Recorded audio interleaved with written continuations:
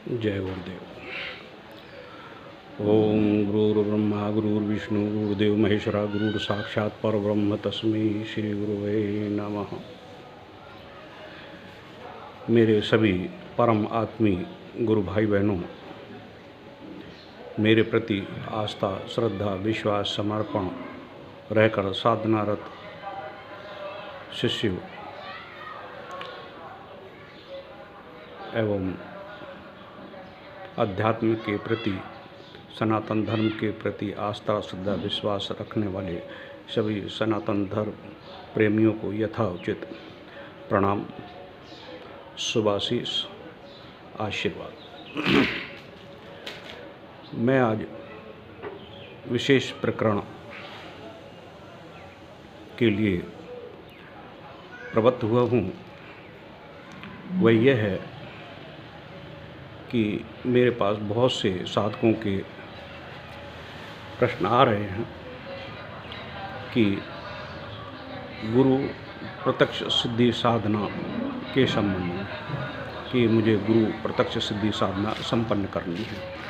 मैं विगत 10 सालों से 15 सालों से गुरु साधना कर रहा हूँ। मैंने 1 लाख 2 लाख 10 लाख 20 लाख तक के साधकों ने जाप कर लिए हैं, परंतु हल्की सी अनुभूति तो होती है, परंतु उनको प्रत्यक्ष सिद्धि का लाभ नहीं प्राप्त हो पाता है या साधनाओं का पूरा लाभ नहीं मिल पाता है। आगे वह अपना साधनात्मक पथ नहीं बढ़ा पा रहे हैं, साधनाओं में सिद्धियां हासिल नहीं कर पा रहे हैं। इसलिए वे चाहते हैं कि अगर गुरु सिद्धि प्राप्त हो जाती है तो हमारा अध्यात्म जीवन का जो रास्ता है बहुत ही सरल सुगम हो जाएगा। इन सारे प्रकरणों को व्हाट्सएप के माध्यम से भी मेरे पास में कई प्रश्न आए हैं, तो मैंने व्हाट्सएप में भी उनका उत्तर देने का प्रयास किया है, लेकिन लिपिबद्धता की जो लंबी प्रक्रिया है वह बहुत ही लेंथी हो जाती है, लंबी हो जाती है, जिसकी वजह से मैं जो बात कहना चाहता हूँ, करना चाहता हूँ, वो लिपिबद्ध नहीं कर पाता हूँ। इसलिए मैंने सोचा कि वीडियो के माध्यम से आप सभी को उन तथ्यों से अवगत करा दिया जाए जिससे कि गुरु प्रत्यक्ष सिद्धि साधना साधक प्राप्त कर सकता है। तो इसके जो आधार में है, आधार बिंदु है जो गुरु प्रत्यक्ष साधना सिद्धि का, वह है प्यार और प्रेम। प्यार और प्रेम यह दोनों एक ही शब्द के पर्यायवाची शब्द हैं। तो मैंने साधकों से प्रश्न किया, जब उन्होंने बहुत मेरे पास में प्रश्नों की लड़ी लगा दी, तो फिर मैंने उनसे केवल एक ही प्रश्न किया, क्या जीवन में आपने किसी से प्यार किया है? तो उन्होंने जो बात कही है वो फेसबुक में मैंने उनका क्लिप लेकर पोस्ट किया है। उन्होंने किया है कि हाँ, मैंने किया है, अपने इष्ट से किया है, गुरु से किया है, अपनी पत्नी से किया है, पुत्र से किया है, पिता से किया, माता से किया है, यानी कि बंधु बांधवों से, सभी से प्यार किया है और प्यार की चरम सीमा की है। उन्होंने गलत उत्तर दिया।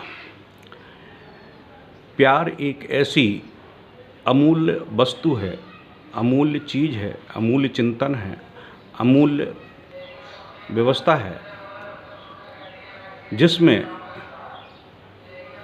ब्रह्मांड की अद्वितीय शक्ति समाहित होती है। प्रेम पत्थर को भी पिघला सकता है। प्रेम प्यार पत्थर से ईश्वर को भी प्रकट कर सकता है। प्रेम प्यार जो है वह एक पाषाण में भी जीवंतता प्रदान कर सकता है। प्रमाण के तौर पर आपने सुना होगा कि मीरा कृष्ण के मूर्ति में, प्रतिबिंब में समाहित हो गई थी और ध्रुव ने भी भगवान को खंबे से प्रकट कर लिया था। यह एक प्रेम और प्यार की एक पराकाष्ठा का मैंने उदाहरण दिया। तो मैंने यही प्रश्न किया था कि क्या आपने किसी से प्रेम किया है? क्योंकि मेरा जो व्यक्तित्व है, मेरा जो जीवन है, मेरा जो अध्यात्म का जो रास्ता है, जो मैंने चयन किया और वहाँ तक पहुँचा हूँ, तो मेरे जीवन के आधार में केवल एक ही बिंदु रहा है, वह है अगाध प्रेम, श्रद्धा, विश्वास, समर्पण। आपने सुना होगा या लैला मजनू की आपने पिक्चर देखी होगी कि जब मजनू को पीटा जा रहा था तो चोट मजनू को लग रही थी कोड़ों की, लेकिन उसका जो दर्द है और अंकन जो हो रहा था वो लैला के शरीर में पूर्णता के साथ में देखा जा सकता था, देखा गया था। इसीलिए आज भी इतने समय गुजरने के बाद भी उनके वह प्यार की गाथा सभी के मन मस्तिष्क में स्थापित है।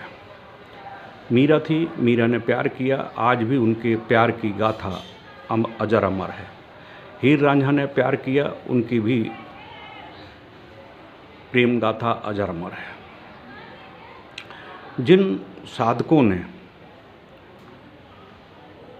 उस अगाध प्रेम की पराकाष्ठा को पार किया है, वह चिरंजीवता को प्राप्त हो जाते हैं। जैसे उदाहरण के तौर पर इसमें जो मैं कहने जा रहा हूँ उसमें मेरा अहंकार लेस मात्र भी नहीं है, ना इस प्रकार का चिंतन करें, क्योंकि मैं एक साधक हूँ, गुरु शिष्य हूँ, गुरु का एक अनन्य भक्त हूँ, इसलिए मैं वह बात रख रहा हूँ, तो उसको किसी अहंकार या किसी अन्य प्रक्रियाओं में न जोड़ने का प्रयास करें, यह मेरा अनुरोध है। मेरा गुरुजी से संपर्क 81 से रहा। 84 में मुझे भावनगर में दिव्य शक्तिपात की प्रक्रियाओं से गुजारते हुए मुझे साधना पथ पर आगे बढ़ने का अवसर मिला। इससे पहले मैं भगवती काली का अनन्य भक्त था। मेरे रोम रोम से माँ भगवती काली का प्ररूप स्पष्ट होता था। अगर किसी ने भूलवश भी मेरे सामने काली का नाम ले दिया तो मैं भाव विवल होकर बेचैन हो जाता था और अपनी शुद्ध बुद्ध खो बैठता था। एक दिन का प्रकरण था, मैंने 17 बार काली साधना कर रखी थी और पागलपन की अंतिम पराकाष्ठा को भी प्राप्त कर गया था कि उनके प्यार में इतना विलीन हो गया था कि मेरे शरीर की शुद्ध बुद्ध नहीं रहती थी। मैं टोटली नेक्ड होकर भी बाहर निकल जाता था और बड़ी गलत तरीके हरकतें भी करने लगा था कि जैसे काली आ जाती थी तो बैठ जाता था, निमग्न होता था, रोता था, गाता था, नाचता था, मुझे अपनी शुद्ध बुद्ध नहीं रहती थी। एक दिन का प्रकरण था कि माँ से इतनी विफलता बढ़ गई कि मैंने माँ से कहा कि माँ मुझे आज दर्शन चाहिए आपके, मैं अब नहीं रहा जा सकता है, अब नहीं रहा जाता। तो मैं पूरी रात बिलखता रहा, जिस तरह से मछली को पानी से निकाल कर एक सूखे स्थान पर रख दिया जाए तो वो जिस प्रकार से विफल होती है, तड़पती है, ठीक वही प्रक्रिया मेरे शरीर में होती रही, मेरे मन विचार चिंतन में होती रही। पूरी रात गुजर गई। सुबह जब भोर होने को हुआ तो आकाशवाणी होती है कि मैं दर्शन देने में असमर्थ हूँ क्योंकि तुमने गुरु दीक्षा नहीं ले रखी है। इतना शब्द मेरे कानों में आया, आने के बाद में मेरा शरीर बिल्कुल शांत हो गया, ऐसे जैसे कि मेरे शरीर में कुछ हुआ ही नहीं, कुछ प्रक्रिया ही नहीं हुई। मैं कोशिश भी करूं रोने गाने की या किसी प्रकार से तड़पने की या किसी बेचैन होने की, माँ के प्रति आस्था अपने व्यक्त करने की, तो नहीं कर पाया। प्रकरण हुई, रुक गया। फिर मैंने कहा ठीक है, मैंने माँ को ही गुरु माना था, उन्हीं को सब कुछ मान के मैं व्यवस्था कर रहा था। तो फिर मैंने अपनी बात उनके सामने रखी कि ठीक है, मुझे तो मालूम नहीं कि गुरु क्या होता है, कौन है गुरु, कैसे हैं गुरु, मुझे ज्ञान नहीं है। आप मुझे उसका ज्ञान दीजिए, मुझे परिचय कराइए गुरु से, तो मैं दीक्षा ले लूँगा। उस समय बहुत से गुरु अपनी चरम सीमा पर अपने आप को स्थापित किए हुए थे। उदाहरण के तौर पर श्री रामाचार्य मथुरा के, मृत्युंजय बाबा, योगी महर्षि महेश, रजनीश, देवराहा बाबा, लाल बाबा, काला बाबा हिमाचल के, कई जो मेरे संज्ञान में थे, मैंने सबका नाम जो मेरे संज्ञान में आता गया मैं पुटअप करता गया। पुटअप करने के बाद में मुझे कोई भी संकेत प्राप्त नहीं हुए। एक दिन का जिक्र था कि मेरा भतीजा, उस समय फरीदाबाद में था, मेरा भतीजा आया और उसने मेरे को बताया कि चाचा, जोधपुर में डॉक्टर नरेंद्र श्रीमाली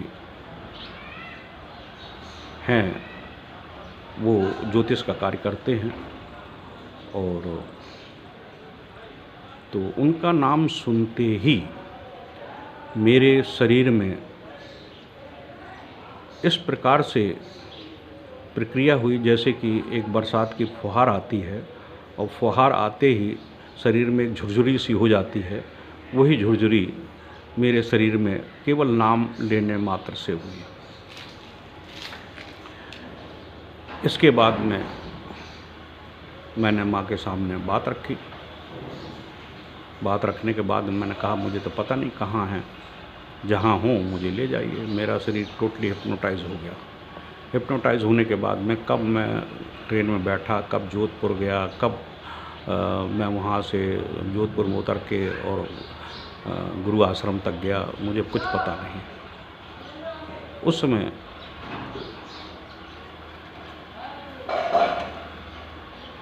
साधकों की बहुत कम संख्या रहा करती थी। ज्योतिष के ज़्यादा लोगों का वो रहता था हिसाब किताब, और गुरुदेव ने साधना के मन बनाकर चिंतन किया ही था उस समय। तो मैं गया, तो जैसे ही मैं पहुंचा तो माता जी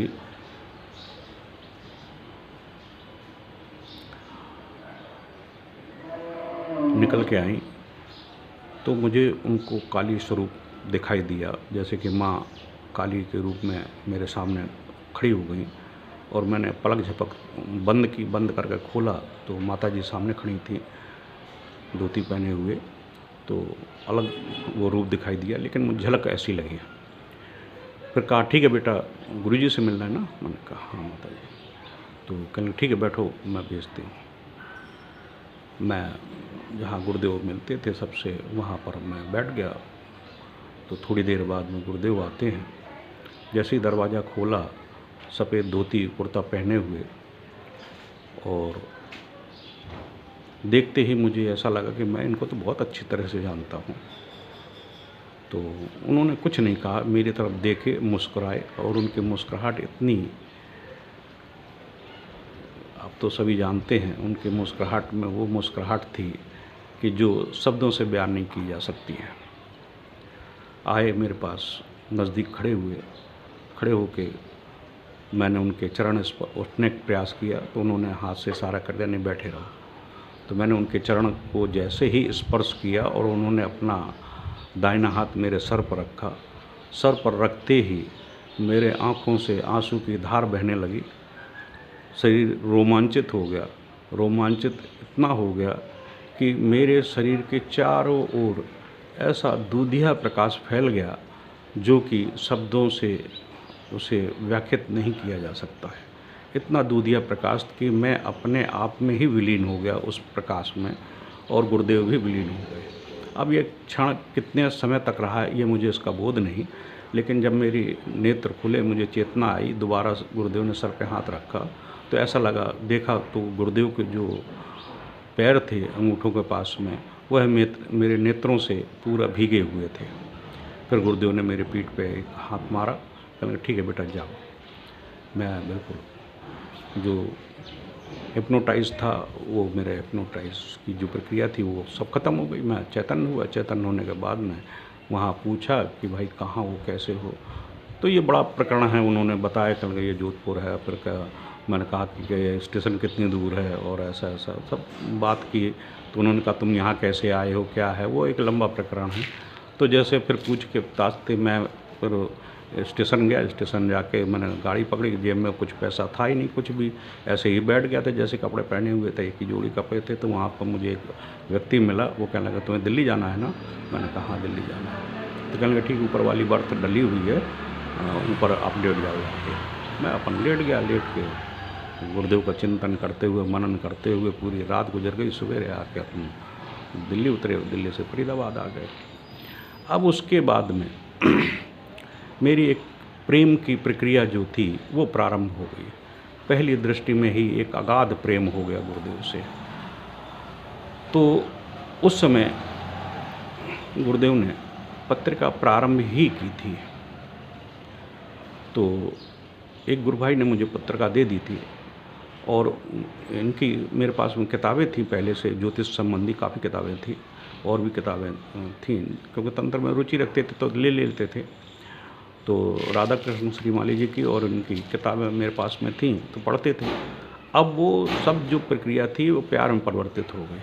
अब मैं कोई पाठ पढ़ूं या कुछ भी करूं, रोने के अलावा मेरे पास कुछ नहीं था। रात में जब सोता था तो इस तरह से बिलखता था जैसे मछली बिलखती हो। और प्रेम की जो प्रक्रिया माँ के प्रति थी वही कन्वर्ट होके गुरु के प्रति हो गई। केवल एकाकी प्यार। अब गुरुदेव प्यार करते हैं नहीं करते हैं वो पता नहीं, लेकिन मेरा एकाकी प्यार था, एकाकी समर्पण था, वो चलता रहा। चलते चलते प्रक्रियाएं चलती रहीं। जब 1984 में भावनगर में गुरु पूर्णिमा का पर्व आया तो पलवल में एक हमारे गुरु भाई थे राम नारायण जी, उनसे मेरी मुलाकात हुई। तो मैं पलवल में मिलने के लिए गया उनसे। तो वो ज्योतिष का काम करते थे तो मेरा उनसे संपर्क पहले से था और ये गुरुजी से बहुत समय पहले से जुड़े हुए थे। तो मुझे ये बात मालूम थी। सुषमा स्वराज जी का जो भाई था छोटा, वो भी उनसे जुड़ा हुआ था। तो मैं गया, उनसे मुलाकात हुई, बातचीत होने गुरु चर्चा हुई। बताया उन्होंने कि वो तंत्र क्षेत्र में बहुत ही माहिर हैं और ऐसा ऐसा। क्योंकि वहाँ जाने पर मुझे तो पता नहीं चला, तो मैं तो गुरु से मिल कर वापस आ गया था, लेकिन उनसे सब मुझे ज्ञान प्राप्त हुआ। तो उस समय मेरी सर्विस लगी हुई थी, पैसा बहुत कम मिलता था, तो मैं असमर्थ था वहाँ भावनगर तक जाने के लिए खर्चा पानी के। तो मेरे मुंह से निकला, उन्होंने कहा कि वहाँ गुरुदेव ने बोला है कि वहाँ शक्तिपात भी होगा और दीक्षा भी दी जाएगी और ऐसा प्रकरण है। यानी जब मेरा संपर्क हो गया था तो मैं ऐसे ही मंत्र जाप वगैरह उनके सानिध्य में करना शुरू कर दिया था। उनके प्रति प्यार तो हो ही गया था। फिर एक प्रकरण हुआ कि उन्होंने कहा कि तुम दृढ़ इच्छा संकल्प शक्ति कर लो कि मुझे गुरु दीक्षा प्राप्त करनी है और मुझे गुरुदेव के पास जाना है। वो इतने चमत्कारी व्यक्तित्व हैं कि वो आप तुम्हारी सब व्यवस्था कर देंगे। मैंने कहा ठीक है, मैं वचन देता हूँ कि एक तरफ की गुरुदेव व्यवस्था कर दें, दूसरी मैं व्यवस्था कर लूँगा अपने आप। कहने लगा ठीक हो जाएगी। राम नारायण जी ने कहा ठीक है, गर्दन ला के कि ठीक हो जाएगी। तो मैं चला वहाँ से। तो 2:30 बजे एक शटल चलती थी पैसेंजर दिल्ली के लिए, आगरा से आती थी, खड़ी हो जाती थी, फिर 2:30 बजे वहाँ से चलती थी। तो 2:30 बजे मैं उसमें शटल में बैठ गया। तो वहाँ गल्ला मंडी बहुत बड़ी थी, तो गेहूँ के बोरे डले थे, तो मैं गेहूँ के बोरों पे वहीं बैठ गया और बस गुरु चिंतन करता रहा। मैंने कहा इनको यार वचन तो दे दिया है, अब पता नहीं एक तरफ से मेरी व्यवस्था होती है कि नहीं होती है, गुरुदेव व्यवस्था करते हैं कि नहीं करते हैं। ऐसा मन में चिंतन करते करते बल्लभगढ़ निकल गया। बल्लभगढ़ से फिर मैं दरवाजे पर खड़ा हो गया डंडा पकड़ के।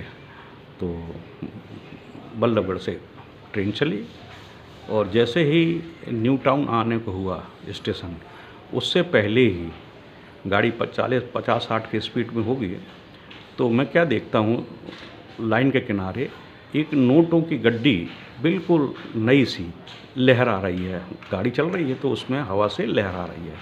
अरे मैंने देखा कि ये तो नोटों की गड्डी है। तो मैं एकदम कूदने को हुआ तो किसी ने मेरा कंधे पे ऐसा लगा कि हाथ रख दिया। नहीं, गाड़ी बहुत तेज़ है।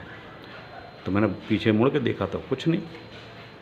फिर जैसे ही गाड़ी न्यू टाउन स्टेशन के नज़दीक आई, 30-35 की स्पीड में होगी, मैंने छलांग लगा दी और भागा तेज़ी से उस गड्डी की तरफ।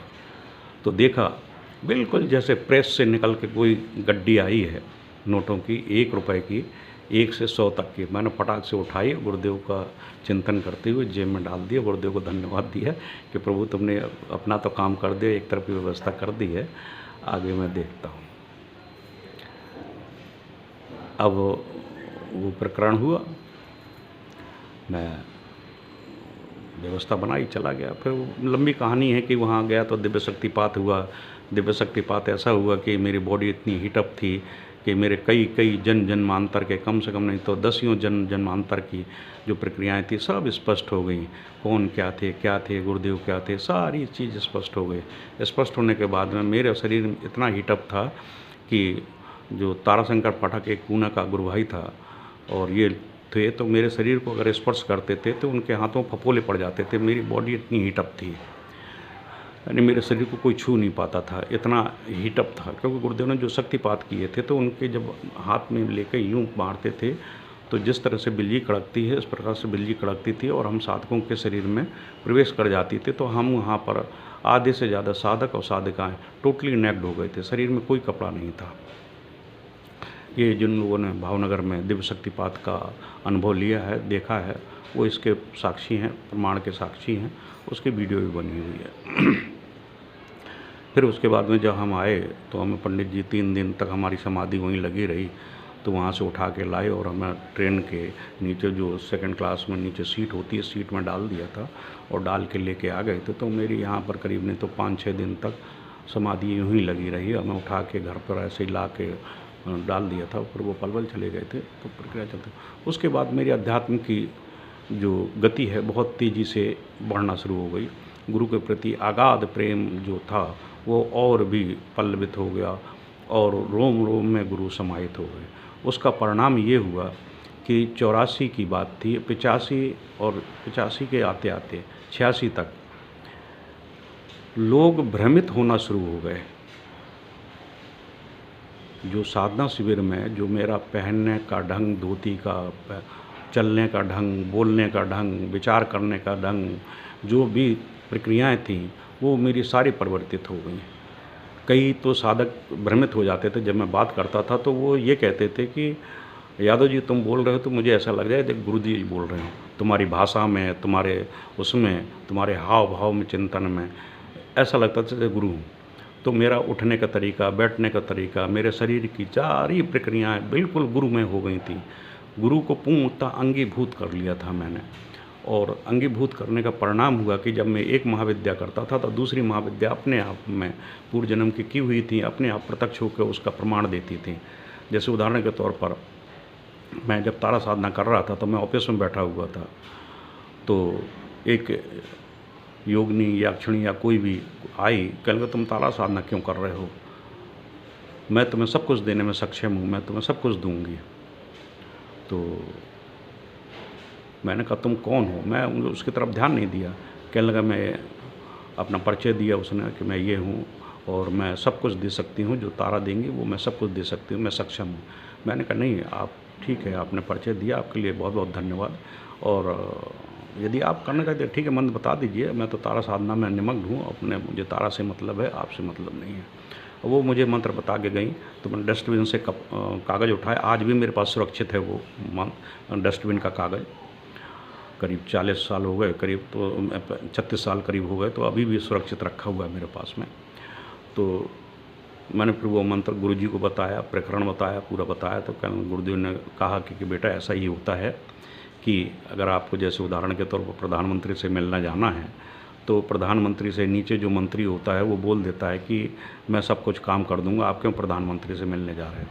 अगर तुम्हारी प्रधानमंत्री से ही मिलने की दृढ़ इच्छा संकल्प शक्ति है तो फिर मंत्री एक किनारे हट जाते हैं। तो वो प्रक्रिया मेरे साथ में हुई, फिर वो तारा सिद्ध हुई, वो अलग बात है, लेकिन वो प्रकरण हुआ। तो मैं प्यार की एक पराकाष्ठा बता रहा था कि जब वो गुरुमय स्थिति हो गई तो साधक सभी आश्चर्यचकित रह जाते थे। आज भी बहुत सारे कमेंट्स मेरे फेसबुक पर आ रहे हैं कि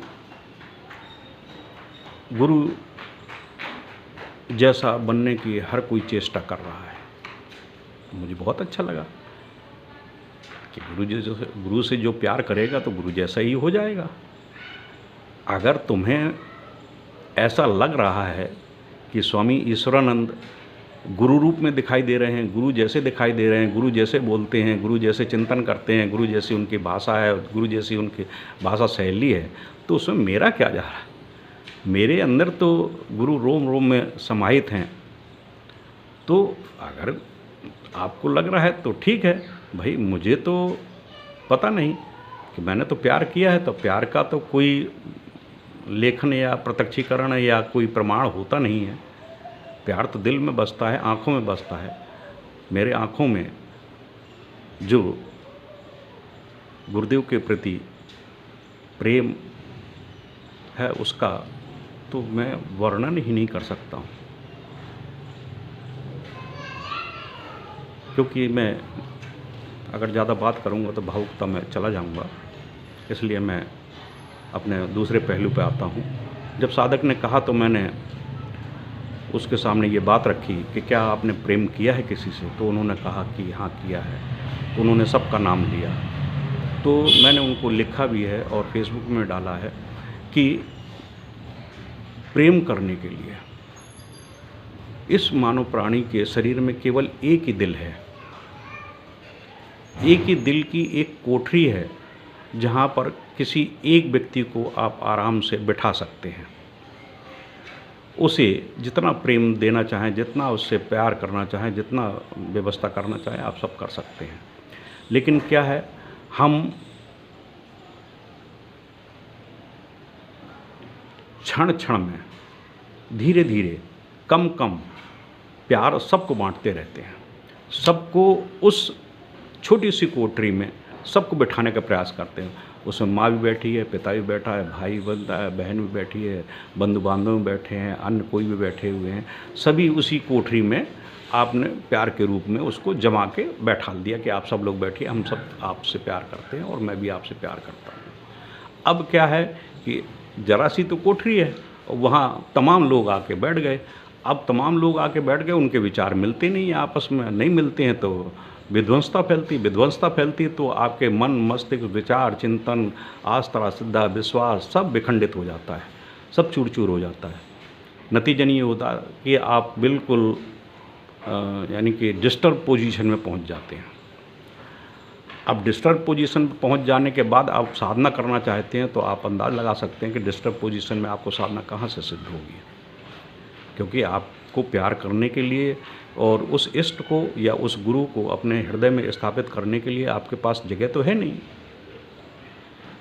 अब जगह नहीं है तो आपको क्या करना है, करना भी है हमें, तो उसके लिए सीधा सा प्रमाण है कि यह हमारा शरीर, हमने निष्प्रय और विधेय के 2 वीडियो डाले हैं, उसमें हमने इन चीज़ों को सब स्पष्ट किया है कि आप ग्रस्त जीवन में भी रहकर साधना कर सकते हैं, सिद्धियां कर सकते हैं और पूर्णता के साथ में सिद्धस्थ कर सकते हैं, प्रत्यक्षीकरण कर सकते हैं, उनसे आप सहचर्य स्थापित कर सकते हैं। वह कैसे कि निष्प्रय और विधेय रहकर। मैं थोड़ा सा विस्तार, वीडियो लंबा हो जाएगा लेकिन मैं विस्तार से आपको बता देता हूँ कि निष्प्रह और विदेह ये है कि हमारे शरीर, मन, चिंतन, विचार ये सब दो हैं, एक बाह्य शरीर, एक अंतर शरीर। बाह्य शरीर जो है भौतिकता से लिप्त है, भौतिकता युक्त कार्य करता है, उसमें आपके बंधु बांधव, भाई बंधु वगैरह और सामाजिक जो व्यवस्थाएं हैं वो सब बाह्य के शरीर से क्रियान्वित होती हैं। लेकिन जो हमारा अध्यात्म का अंदर का शरीर है वो पूर्णतः चेतन, दिव्य, अलौकिक रहता है। हमें उससे एक दीवार खड़ा करके और दोनों को अलग अलग कर देना है। दोनों को अलग अलग करके बाह्य शरीर से हम छल, कपट, द्वेष, व्यभिचार जो भी करते हैं करते रहें, लेकिन हमारे अंतर मन पे किसी प्रकार का उनका आक्षेप जब बाहर है उनका आक्षेप ना पड़े। जैसे कि शरीर भौतिक रूप में देखें, जब आपको सर्दी लगती है तो आप कोट वगैरह और टोपी वगैरह और मफलर वगैरह बांध लेते हैं जिससे बाहर की सर्दी आपके अंदर शरीर को प्रभावित ना करे। ठीक इसी प्रकार से आपका जो बाह्य शरीर है, जो आप कुछ भी करते रहिए, लेकिन अंदर शरीर पर आप वो कोट वगैरह, मफलर वगैरह ये वो बांध के रख दीजिए, जिससे अंदर ये आपके छल, कपट, द्वेष, व्यभिचार की जो व्यवस्थाएँ हैं वो अंदर उसको आक्षेपित न करें। तो आपका शरीर, मन, चिंतन, विचार दो हो गए, यानी एक आप भौतिक बाह्य शरीर और एक अंतः शरीर। अंतः शरीर हमारा पूर्णतः चेतन और दिव्य होता है। जब ये होता है, जब ये व्यवस्था हो जाती है, तब हमें जो अपने भौतिक जीवन की क्रियात्मक स्थिति को करना होता है तो हम निष्प्रय और विदेह युक्त रहते हैं। निष्प्रय मतलब दो शरीर हो गए, तो हम निष्प्रय वाला जो शरीर है और विदेह युक्त वाला शरीर है, तो विदेह का मतलब देह है जिसमें विग्रह ना हो। देह तो हो लेकिन विग्रह ना हो। जैसे हमारा भौतिक शरीर में विग्रह है, ये हाथ हैं, हाथ दिखाई दे रहे हैं, पैर दिखाई दे रहे हैं, शरीर दिखाई दे रहा है, ये सब कुछ दिखाई दे रहा है, विग्रह दिखाई दे रहा है। तो जो हमारा सूक्ष्म शरीर है वह पूर्णतः निराकार रूप में है, उसको हम साकार रूप में प्रदान करते हैं कि जगदीश प्रसाद यादव स्वामी ईश्वरानंद का ये शरीर है। तो हम उसको एक आकार देके उसको स्थापित कर देते हैं और फिर हम विदेह की स्थिति पैदा करते हैं कि इस शरीर से, बाह्य शरीर से सब कुछ छल, कपट, द्वेष, झूठ बोलना, ये करना, वो करना, सब कुछ करते रहेंगे, लेकिन हमारा अंतर मन पे उसका कोई भी प्रभाव नहीं पड़ेगा। इस तरह से हम निष्प्रय और विदेह के युक्त होकर साधना में जब प्रवेश करते हैं तो साधना सिद्धियां हमारे सामने हाथ जोड़े खड़ी रहती हैं। गुरु हमारे सामने स्वतः ही सिद्धि स्थिति पैदा करते हैं और सिद्धि प्राप्त होती है। यह तो एक प्रेम की प्रक्रिया के अंतर्गत सिद्धि की स्थिति हुई। तो क्या होता है कि जब हम गुरु प्रत्यक्ष सिद्धि कैसे हो, उसका मैं एक सिंपल सा छोटा सा एक उदाहरण करके इस वीडियो को ख़त्म करता हूँ कि जब हम प्यार की उस पराकाष्ठा में पहुँच जाते हैं तो हमारे हृदय में जो धड़कन पैदा होती है वह धड़कन गुरु नाम की होती है। उस गुरु नाम से जो व्यवस्था है वह धड़कन के रूप में, ऊर्जा के रूप में संचारित होती है। वह ऊर्जा जो है रक्त में संचरित होकर हमारे शरीर के पूरे शरीर को प्राण ऊर्जा के रूप में क्रियान्वित करती है और यही प्राण ऊर्जा हमारे शरीर, पूरे शरीर को चैतन्य अवस्था प्रदान करती है। जब चैतन्य अवस्था प्रदान करती है तो यह जो प्रकरण है, ये जो संचरण प्रक्रिया है प्राणों की, क्योंकि रक्त में वायु होती है, वायु हमारे सांसों के माध्यम से लेते हैं, अंदर जाते हैं, वह हृदय में जाकर स्पंदन क्रिया करती है जहाँ से ऊर्जा पैदा होती है। ऊर्जा पैदा होने से उसमें एक संचरण प्रक्रिया होती है, ऊर्जा मिलती है, ऊर्जा वो क्रियान्वित होती है और वो हमारी धमनियों में प्रवाह उसका चालू हो जाता है। इस प्रकार से हमारे जीवन की संचरण प्रक्रिया चलती है जिसे हम सजीवता कहते हैं। जब ये निष्क्रिय हो जाती है तो शरीर निष्क्रिय हो जाता है तो उसे शव कहना शुरू कर देते हैं, प्राण विहीन कहना शुरू कर देते हैं। तो ये हमारे प्राण तत्व हैं। इन प्राण तत्वों से हम जब संपर्क करते हैं और जब हमारे शरीर में संचरण प्रक्रिया होती है, ऊर्जा होती है, तो हमारे रोम रोम में वह ऊर्जा संचरित होती है। जब रोम रोम में होती है तो वह चैतन्य होता है। जब चैतन्य होता है तो चैतन्य होने के बाद में वह हमारे चारों ओर जो ओरा होती है वो ओरा हमारी ऊर्जीकृत हो जाती है, यानी चैतन्य हो जाती है। आपने देखा होगा देवी देवताओं के सर के पीछे एक सफ़ेद रंग का आभा चक्र होता है, वो ऊर्जीकृत का एक संयुक्त प्रकरण दर्शाने का, चित्रण करने का प्रयास किया है। तो इसी प्रकार से साधक के चारों ओर एक ऊर्जा बन जाती है। वह ऊर्जा जब हमारे नासा द्वार के माध्यम से पुनः हमारे शरीर में प्रवेश करती है, यही ऊर्जा, तो यही ऊर्जा जब हम नाभि चक्र से नीचे मूलाधार तक जाती है, जहाँ अपान उदान वायु का दोनों का मिलन और घर्षण होता है, वहाँ पर जाकर ऊर्जा पैदा होती है। पैदा होने के बाद में मूलाधार में जो हमारी कुंडलनी है सुषुप्त अवस्था में बैठी है, उसे चैतन्य करने की कोशिश करती है, सोई हुई उसे जगाने का प्रयास करती है। और वह चैतन्य हो जैसे ही होती है, तो जैसे ही चेतन हुई तो आपकी आस्था, श्रद्धा, विश्वास, समर्पण का जो आधार है, आधार बेस है, वो चेतन होना शुरू हो जाता है। आपका मन साधना में लगेगा, आपका चिंतन लगेगा, आपका गुरु के प्रति अगाध श्रद्धा हो जाएगी, इष्ट के प्रति अगाध श्रद्धा, विश्वास, समर्पण आना शुरू हो जाएगा। और फिर वहाँ से उसका पथ चालू हो जाता है। फिर ऊपर उठती है, वो स्वादिष्टान चक्र को स्पर्श करती है, स्वादिष्टान से ऊपर आती है तो नाभि चक्र को, मणिपुर चक्र को स्पर्श करती है, फिर आती है अनाहत चक्र को स्पर्श करती है, फिर विशुद्ध चक्र को स्पर्श करती है, फिर आज्ञा चक्र को स्पर्श करती है। आज्ञा चक्र हमारा संगम बिंदु है, यहाँ पर इडा पिंगला सुषुम्ना तीनों नाड़ियाँ आकर मिलती हैं। जब तीनों नाड़ियों को संगम बिंदु हो जाता है तो यहाँ ब्रह्म अवस्था पैदा हो जाती है। फिर यही ऊर्जा जब हम विशेष घर्षण के माध्यम से, यानी विशेष प्रक्रिया है, उस प्रक्रियाओं के माध्यम से, गुरु कृपा के माध्यम से हम इसको और ऊर्ध्वगामी, यानी 6 चक्रों का भेदन तो हो गया, सप्त भेदन के लिए हमें गुरु की आवश्यकता पड़ती है। और जब गुरु की कृपा होती है तो यह जो शक्ति आज्ञा चक्र तक पहुंची है, ऊर्जा जो आज्ञा चक्र तक पहुंची है, वह सहस्रार की ओर गतिशील हो जाती है और ब्रह्मरंध्र के पास में जाकर वो ब्राह्म अवस्था को धारण कर लेती है। और यही ब्राह्म अवस्था जब आती है और ध्यान मग्न की प्रक्रिया करते हैं तो इस ब्रह्मांड में जितना भी ज्ञान है, ज्ञान शिव है, शिवत्व की जो स्थिति है, अहम ब्रह्मास्मि द्वितीयो नास्ति अहम शिवम, तो जो शिवहम की जो स्थिति है कि मैं ही शिव हूँ, तो वहाँ जाकर आपको ब्राह्म अवस्था की स्थिति प्राप्त हो जाती है। और उस ब्राह्म अवस्था की स्थिति में जाकर आपके गुरु के साक्षात दर्शन होते हैं, ब्रह्म के साक्षात दर्शन होते हैं। इसीलिए गुरुदेव ने अपना जो गुरु मंत्र दिया है उसमें लिखा है, ओम परम तत्वाय नारायणाय गुरुभ्यो नमः। ओम ब्रह्मा विष्णु महेश, परम तत्वाय, इन तीनों का जो परम तत्व है, ब्रह्मत्व रूप, उन परम तत्वाय नारायणाय, क्योंकि नारायण जो विष्णु का स्वरूप है, ब्रह्मा ने सृष्टि करके पैदा कर दिया और शिव संहारक के रूप में है। जो नारायण आए हैं वो विष्णु का स्वरूप है, विष्णु हमारे जीवन के पालनहार हैं। तो पालनहार के रूप में लक्ष्मी हैं, उनके सहयोगी, और नारायण हैं। तो परम तत्वाय नारायण है, केवल नारायण को पकड़ा, क्योंकि हमारे भौतिक जीवन में आधारभूत व्यवस्था धन अर्जन की है, धन व्यवस्था की है, परिपालन की है। तो नारायणाय गुरुभ्यो नमः, जो नारायण के रूप में परम तत्व है, जो पूर्णत्व को देता है, क्योंकि हमारे जीवन में पूर्णत्व प्राप्त होती है जब धन हो, यश हो, मान हो, पद हो, प्रतिष्ठा हो, वैभव हो, अक्षुण्ण कीर्ति हो, तभी उसके जीवन में पूर्णत्व प्राप्त होती है। एक गरीब दरिद्रता युक्त व्यक्ति अगर मर जाता है, करोड़ों मर रहे हैं, करोड़ों मर जाते, कोई नहीं पूछता है, लेकिन एक विशेष व्यक्तित्व, प्रधानमंत्री, राष्ट्रपति, राज्य का कोई, राजपद का कोई नेता जब मरता है तो उसको सभी लोग पूछते हैं, क्योंकि उसने उस वैभवशाली जीवन को जीते हुए उस परम तत्व से कुछ हासिल करके अपने आप को पूर्ण किया। शंकराचार्य वगैरह जाते हैं तो पूर्णत्व के साथ में जाते हैं। तो वो नारायणाय गुरुभ्यो नमः, जो नारायण का जो परम तत्व है, हमें वो प्राप्त करना है। तो जब हम ब्रह्मरंध्र में पहुंच जाते हैं तो उस परम तत्व से हमारा साक्षात्कार होता है, वहीं हमारे गुरु की साक्षात मिलन की बेला आ जाती है।